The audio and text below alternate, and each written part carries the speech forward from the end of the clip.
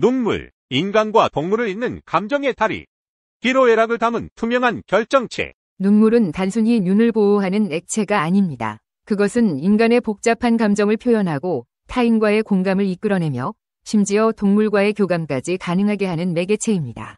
최근 연구는 눈물이 단순히 인간만의 전유물이 아니라는 것을 밝혀내며 인간과 동물의 감정적 유대를 새롭게 조명하고 있습니다.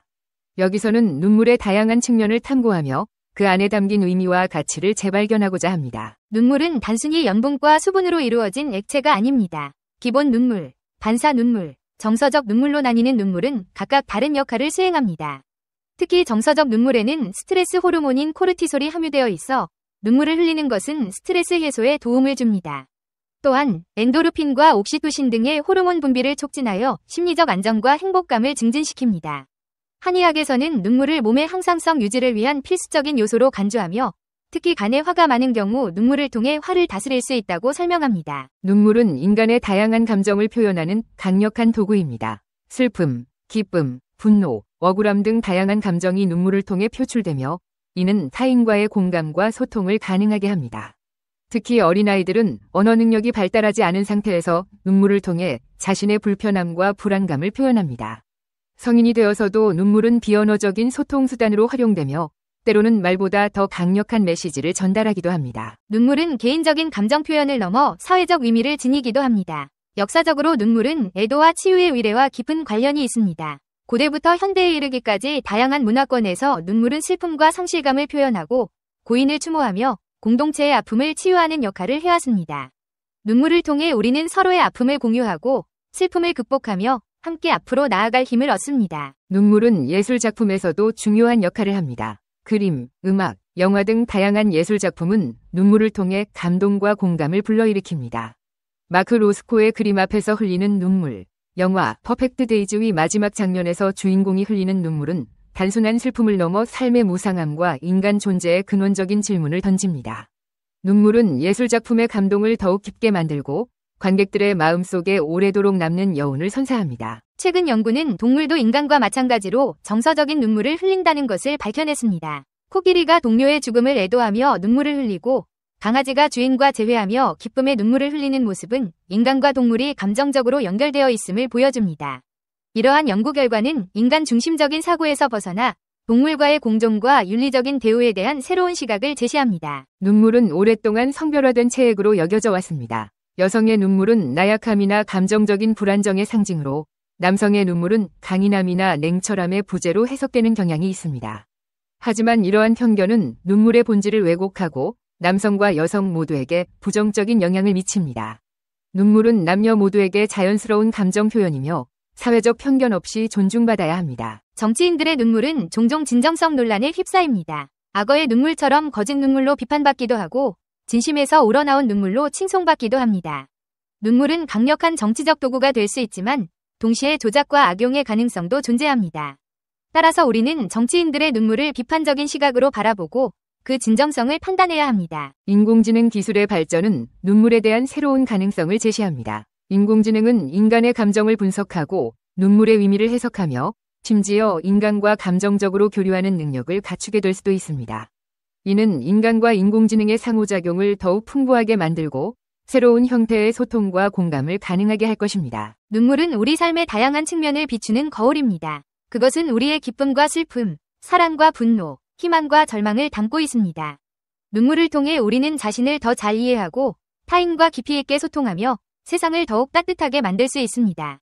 눈물은 삶의 진실을 담은 소중한 선물입니다. 제가 꽃가게를 60년 동안 운영할 수 있을지는 모르겠지만 살아있는 한 매년 9월 22일에는 꽃 카네이션을 한 다발씩 배달하겠습니다.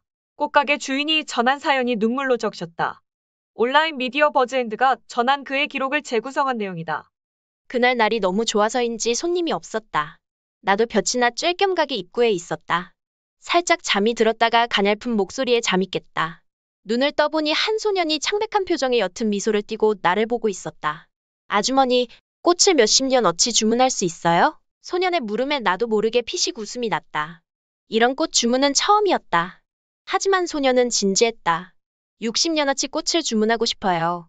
카네이션 한 다발씩 매년 9월 22일에 배달해주세요. 나는 궁금증이 생겨서 물었다. 왜 이런 주문을 하니? 이런 주문은 처음 받아보는데 소녀는 12세 정도로 보였지만 나이답지 않게 어른스러웠다. 곧 내게 돈을 건네주더니 종이 쪽지를 내밀고 말했다. 여기 우리 집 주소예요. 꼭 보내주세요. 종이에는 삐뚤삐뚤한 글씨로 주소가 적혀 있었지만 수신자의 이름이 없어서 물었다. 어머님 성함도 알려주렴. 소녀는 쑥스럽다는 표정을 지었다. 우리 엄마의 이름은 참 예뻐요. 캐서린이에요. 아참, 저는 토비라고 합니다. 지금이 7월이니까 너희 어머니 생신까지 2달 남았구나. 꼭 배달해드릴게. 고맙습니다. 올해 보내고 내년에 보내고 그 다음에도 보내고 60년 동안 보내주세요. 토비는 거듭 신신당부한 끝에 가게를 떠났다. 나는 가게 밖으로 따라 나서며 배웅했다. 토비의 뒷모습을 바라보면 나도 모르게 웃음이 났다. 참 기특한 아이구나 싶었다. 이튿날 토비가 다시 가게를 찾았다. 첫 인사가 잊지 마세요. 9월 22일에 우리 엄마한테 꼭 보내주세요였다. 내가 절대 잊지 않겠다고 하자 토비는 혹시 꽃 선물하시면서 엄마한테 생일 축하한다고 말해주실 수 있으세요? 라고 물었고 나는 흔쾌히 승낙했다. 내 대답에 기분이 좋았는지 토비는 웃음 띤 얼굴로 떠나갔다. 그 다음 날에도 토비는 찾아왔다. 감사의 표시로 내 초상화를 그려주겠다고 했다. 내가 괜찮다고 했지만 토비는 미술 공부한 지 6년째라며 30분 동안 초상화를 그려줬다. 그림을 본 나는 와 정말 잘 그렸다며 칭찬했고 토비는 방긋 웃으며 떠나갔다. 가면서도 약속 꼭 잊지 마세요라는 말을 잊지 않았다. 하지만 그 다음 날부터 토비는 보이지 않았다.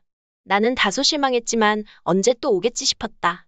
그러나 토비는 더는 모습을 나타내지 않았고 나는 마음 한켠이 허전했다.